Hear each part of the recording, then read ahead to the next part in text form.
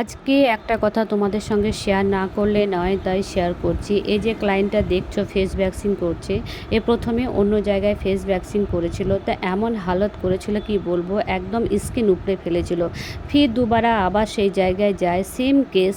তো ওর একটা বান্ধবী ওকে বলে যে তুই মুস্কানে চলে যা, দিদি দেখ তোকে ভালো করে করে দেবে। তো প্রথম যখন আমার কাছে ও আসে তখন আমি দেখে তো অবাক, একদম ওর একটা নিশান পড়ে গেছে।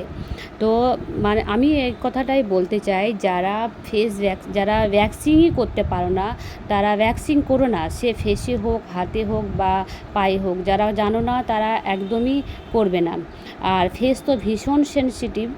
আর আরেকটা ক্লায়েন্টের সম্বন্ধে বলি, যখন তুমি দেখছো যে এইরকম হচ্ছে আমার ফেসে, তা তোমরা সেখানে কেন যাচ্ছ? দু পয়সা দেখো না, যেখানে ভালো হবে সেখানেই যাও। যে কোনো জায়গাতেই যে কোনো কাজ করো না কেন, যেখানে তুমি মনে করবে যে এখানে ভালো, তো সেখানেই যাও।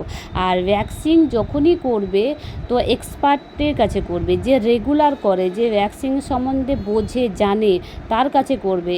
মানে এক্সপার্ট যারা আছেন তাদের কাছে করবে। যারা নতুন কাজ শিখছেন, যাদের নতুন হাত, তাদের কাছে তো একদমই করবে না, কারণ তাদের তো কোনো আইডিয়াই নেই। আর একটা কথা বলি, আমার কাছে যেমন দুদিন আগে যারা ফেস ভ্যাকসিন করতে আসে, তাদের তো আমি করি না, কারণ আমি সে রিস্ক নেবই না।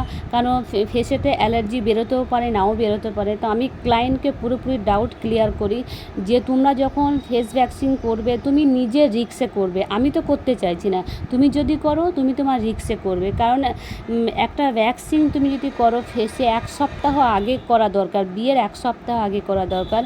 যদি কোনো অ্যালার্জি বেরোয় তাহলে 1 সপ্তাহের মধ্যে ঠিক হয়ে যাবে, 2 দিন আগে করলে কি করে ঠিক হবে? তা তুমি যদি করো তো তুমি তোমার রিস্কে করবে। তা যারা বিয়ের আগে ভ্যাকসিন করবে তারা 1 সপ্তাহ আগে করবে, 2 দিন আগে আসবে না।